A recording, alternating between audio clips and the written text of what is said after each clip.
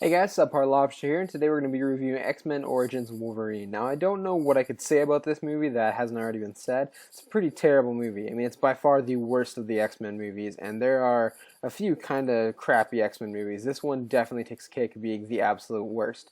But the one awesome thing that happened in this movie is that in the first 10 minutes, you get to see Ryan Reynolds as Deadpool, and because of how awesome that first 10 minutes is, we pretty much now have a full-length feature Deadpool movie coming out. So that's pretty cool. And so, as much as it's easy to shit on this movie and basically be like, "Oh, it's the worst X-Men movie ever, and it shouldn't have been made," I don't really want to do that because without this movie, we wouldn't have Deadpool. So, as much as this movie sucks, you should probably avoid it. Maybe watch the first 10 minutes and then go see the new Deadpool movie. So, yeah, that's pretty cool. Anyways, this has been Subpar Lobster, and see you guys later.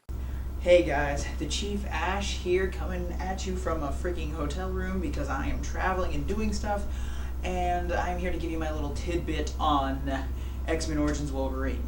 I will say, pretty much straight up, straightforward, I hated the movie from the beginning as soon as I saw it because as soon as they pointed out that Sabretooth was Wolverine's brother, that is some canon you don't fuck with, that is sacred, and that is not something that should have happened. That was stupid, and the canon.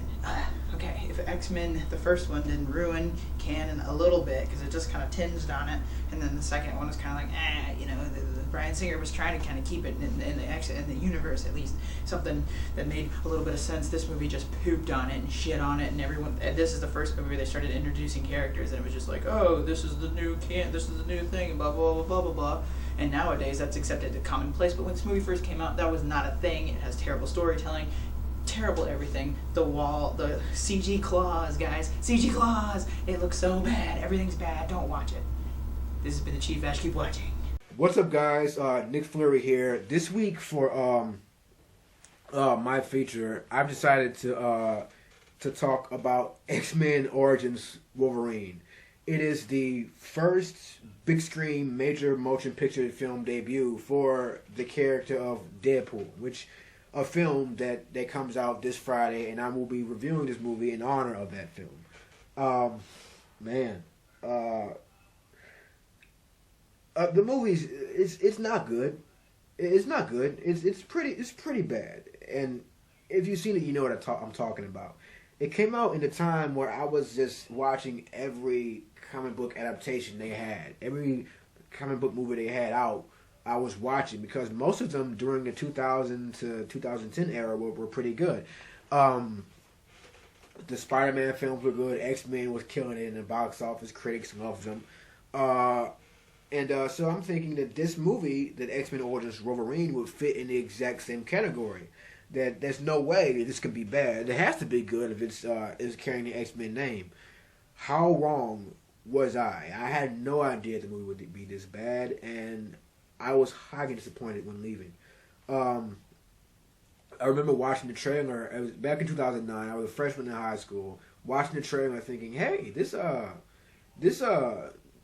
looks good." And this is like my reaction throughout the trailer. This could be look. It can be good movie. I'd go see this, and then I think I realized,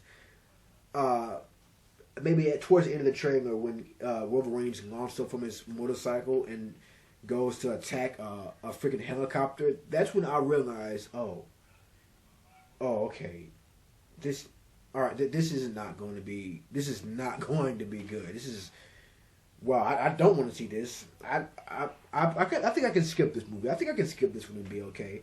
But of course I saw it. Not only did I see it, I saw it with my family, my mom, my dad, my sisters. We were all there watching it, and throughout, they're loving it. They're eating it up. And I was too for the first half hour, because that's something I can talk about, because the first half hour of this movie, I think, is done pretty well. It's handled pretty well, because that's the point where he's with the X Factor and we're introduced to the relationship between Victor Creed and James Howlett, or Logan, if you will.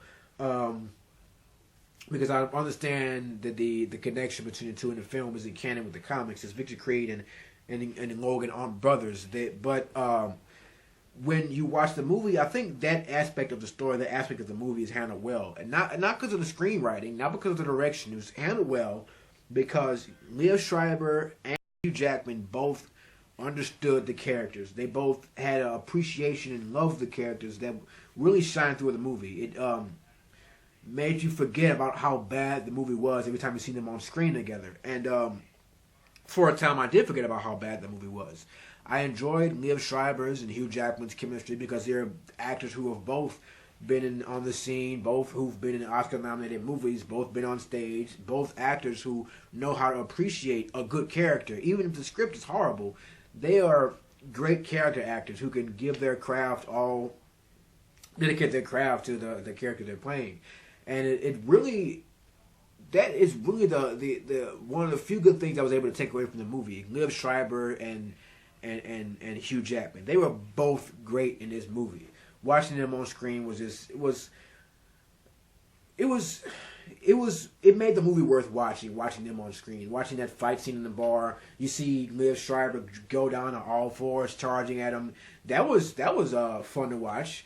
Although it looked pretty silly. It looked, you could tell he was on wires, but just his dedication to do this, no stunt man, just his dedication to go all out for the character was amazing to me.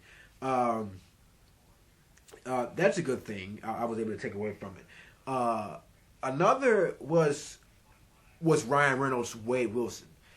Not his Deadpool. Wade Wilson. Because in this movie, Wade Wilson and Deadpool, not Deadpool, the Deadpool, or Weapon 11, they're two completely different people. Two completely different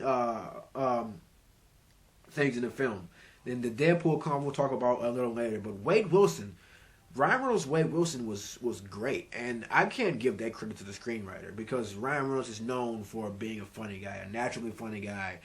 I have to believe that 100% of Wade Wilson's dialogue was improvised by Ryan Reynolds. It had to be because he has a great understanding of the character, like Liev Schreiber and Hugh Jackman. His understanding of the character was brilliant, and sometimes I like to believe that this entire film, that he served as an audition tape for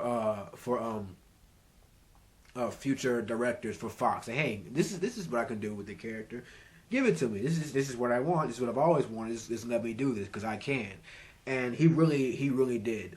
His scene in the helicopter when he's talking about how he took a couple of swords to his ex-girlfriend's wedding. That whole story was pretty funny. And his scene on the elevator when he's telling Stryker how the green light from the green light in the elevator brings out the seriousness in his eyes. And then Wolverine asks, "Hey, do you ever shut up?" He's like, "No, not when I'm awake." And everything he says is just hilarious. I could not stop laughing. His presence, his facial gestures, his how he barely moved. He had a charm about himself, like an over arrogance that really fit the character really well. He knew what he was doing, and I really appreciated that. Even though later on they just threw all of that out the window, but it was beautiful. And we get a foreshadowing in that scene after he's walked into the office and kind of killed everyone. Oh, that scene, that was a great scene. When he's has his sword, stopping the bullets. That was great what he did with that. And again, I don't really think that can go to the director because that's a choreography thing. So I'm not giving any credit to either the director or the screenwriter because I don't know. It was crazy. And in that scene, we get a line that I thought was just a joke, just a little joke by Stryker that would never ever be brought up again in the movie. But what Stryker says to Wade was, Wade, if it weren't for that mouth of yours, you'd be the perfect soldier. And then Wade responds by doing this.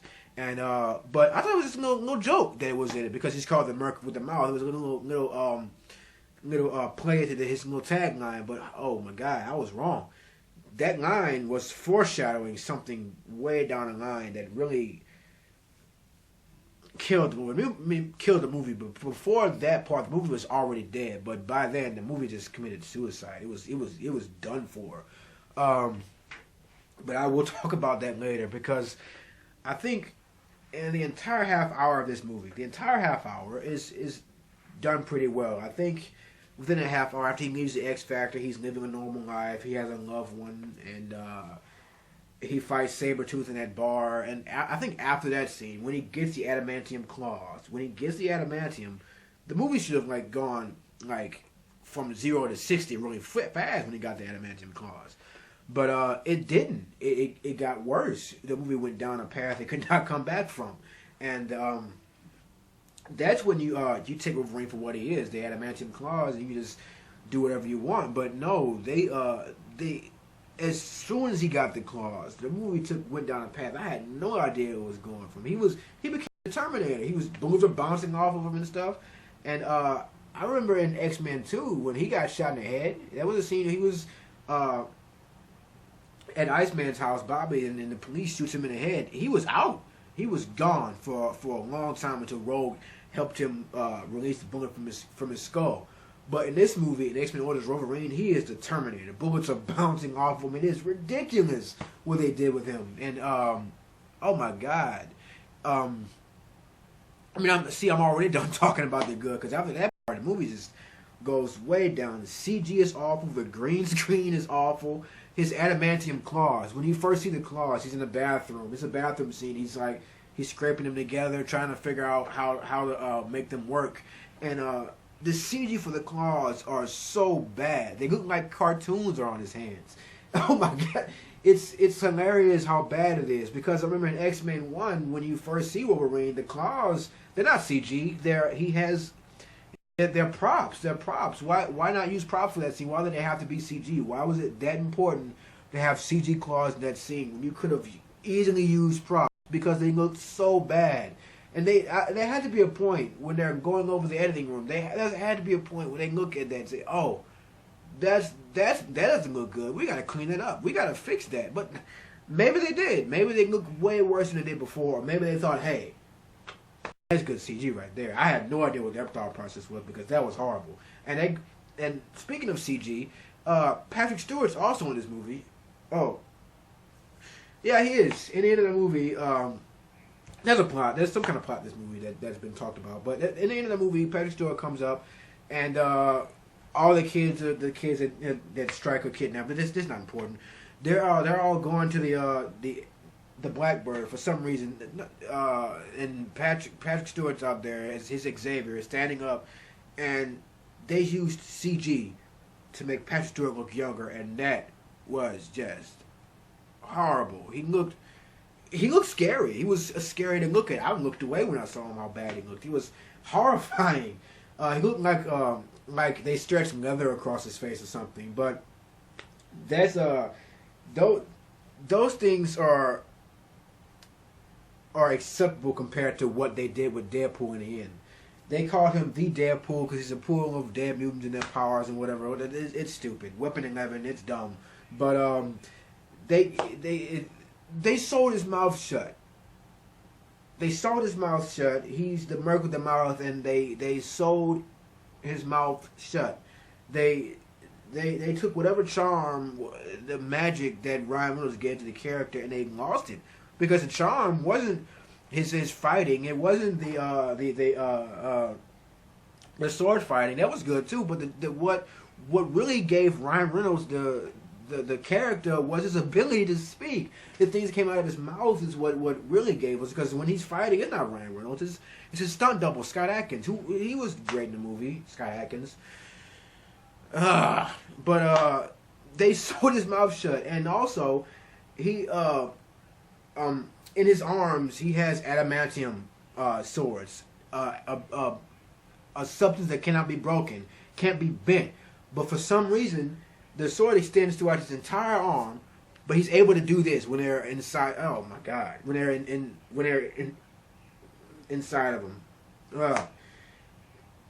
Don't watch the movie if you haven't seen it, which I hope you haven't. Don't watch it. It's just stick with Deadpool. Deadpool comes out in a few days. If you want to see Ryan Reynolds on screen, watch it. It's very aggravating to talk about. I'm getting aggravated just sitting here talking about it because after the first half hour, you can throw everything out the window. If you watch the first half hour, great. Turn it off. Pretend like everything else didn't happen. That's what Bryan Singer did with X-Men Days of Future Past. But, yeah, this has been Nick Flurry reviewing X-Men Origins Wolverine. Horrible, horrible movie. There is some good that it's there. But yeah, movies is that bad. If you wanna if you have any suggestions to give us about anything you want us to review or look at, or we will take into consideration. We do fan requests. My latest video, my based on a true story video, was a fan requested video. So if you have any requests, anything you want us to look up, anything you want us to review, leave a comment or Facebook us. We will get to them. We care. So this has been Nick Flurry signing off, and guys, keep watching.